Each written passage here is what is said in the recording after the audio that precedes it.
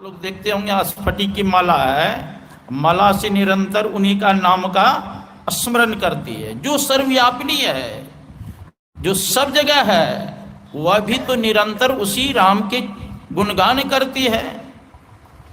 वेद और पुराणों में जिनकी चर्चा है, राम राम स्वयं आप भी रट लगा करके जप करते हैं, तो अयोध्या में जो राजा दशरथ के पुत्र हुए वही राम है कि जो निर्गुण निराकार ब्रह्म है वह कोई और राम है?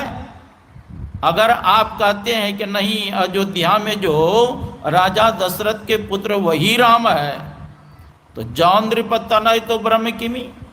अगर राजा दशरथ के पुत्र है तो ब्रह्म कैसे हो सकते हैं? नारी विरहमती भोरी। आप और मैं अगस्त ऋषि आश्रम से सत्संग करके आ रहे थे और आपने उसको प्रणाम किया, जय सच्चिदानंद जग पावन असके चले वो मनोज नासावन। सच्चित आनंद स्वरूप कह करके आपने भी प्रणाम किया। तो मां पार्वती पूछ रही है कि जौन नृपतनय तो ब्रह्म किमी, नारी विरहमती भोरी। देखी चरित महिमा सुनत भ्रमित बुद्धि अति मोरी। एक तरफ तो उसका जो चरित्र है वो अपरंपार है, और एक तरफ उसकी लीला को देख करके हमारी बुद्धि मानो पगली हो गई। तो इसको समझा कर कहिए कि वही राम है कि निर्गुण निराकार ब्रह्म जो है वो अलग है। तो भगवान शंकर इसी का उत्तर दिए, अगुण अरूप अलग अज जोई भगत प्रेम बस सगुन सो होई। जो अगुण, जो जिसमें तीन गुण न हो, सतोगुण रजोगुण तमोगुण। अगुण अरूप, जो इन नेत्रों से नहीं दिखाई देता है, अलग। अज जोई भगत प्रेम बस सगुन सोई। कहते वही निर्गुण निराकार ब्रह्म भक्तों के वशीभूत होकर के सगुण रूप धारण करते हैं।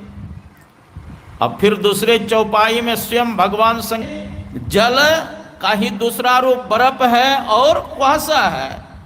कहते हैं उसी प्रकार वह निर्गुण निराकार ब्रह्म सगुण रूप धारण करते हैं।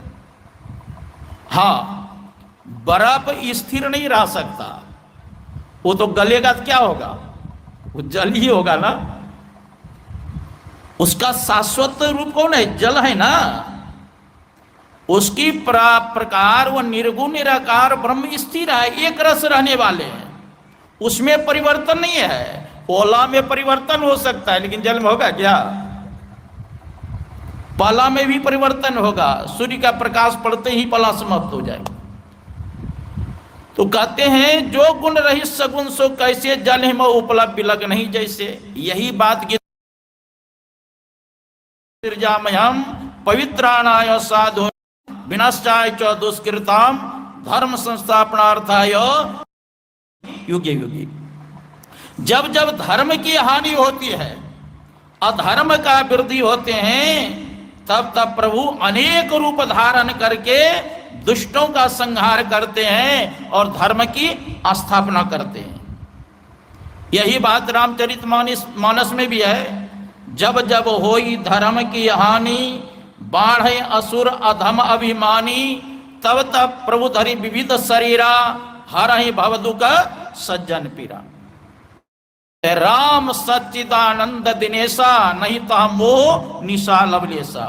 वो राम कैसे हैं? वो सत स्वरूप है, ज्ञान स्वरूप है और आनंद स्वरूप है। सत किसको कहते हैं? सत सोई जो विनशय नहीं, जिनका तीनों काल में विनाश नहीं होता है, उसी को सत कहते हैं। भूत भविष्य वर्तमान, जो तीनों काल में एक रस रहते हैं, उसी को सत कहते हैं। और जो तीनों काल में परिवर्तन हो, उसको असत कहते हैं। जैसे हम लोगों का शरीर है, ये सत है कि असत है? ये शरीर असत है, लेकिन इस शरीर में जो शरीरी आत्मा है वो सत है, परमात्मा सत है। गीता में इसी को कहते हैं, ना सतो विद्यते भावो ना भावो विद्यते सतः उभयोरपि दृष्टों तत्त्वदर्शवी। असत वस्तु की तो कोई सत्ता नहीं है, असत का कभी अभाव नहीं होता है, जो एक रस रहते। ईश्वर स्वरूप को जानना चाहिए। जगत प्रकाश्य प्रकाशक रामो मायाधीश ज्ञान गुण धामो। जगत क्या है? ये प्रकाश्य है। अब परमात्मा क्या है? वो प्रकाशक है। जैसे बल्ब क्या है? बल्ब जो देखते हैं वो प्रकाश्य है, और उसमें प्रकाश करने वाला करंट क्या है? वो प्रकाशक है। उसी प्रकार यह जगत क्या है? प्रकाश्य है। आज इसको प्रकाशित करने वाले कौन है? वही ब्रह्म है, वही ईश्वर है, वही परमात्मा है। राम ब्रह्म चिन्मय अविनाशी। वह राम कैसे है? कहते राम ब्रह्म चिन्मय अविनाशी, सर्वरहित सब उर्पुरवासी। वह ब्रह्म है, चिन्मय है, वो माया में नहीं है, अविनाशी है, जिनका कभी विनाश नहीं कर सकते। राम ब्रह्म चिन्मय अविनाशी, सर्वरहित सब उर्पुरवासी। सबसे रहित है, लेकिन सबके उर्पुर में भरपूर वास करते हैं। भगवान शंकर कहते हैं वो राम कैसे हैं?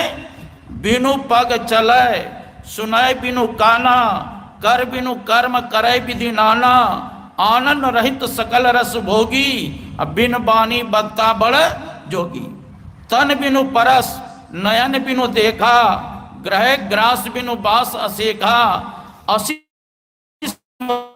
को पैर नहीं है फिर भी चलते हैं। अगर हम लोगों को पैर नहीं होता सत्संग में पाते? तो परमात्मा के संबंध में कहते बिनु पग चले और सुने बिनु काना।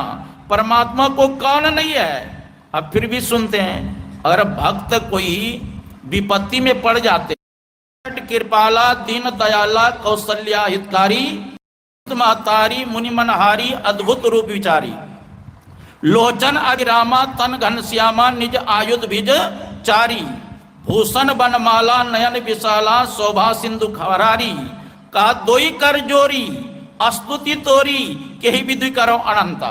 माँ कौशल्या क्या करी है? कहा दोई कर जोरी स्तुति तोरी केहि विधि करो अनंता। अनंत का मतलब क्या होता है?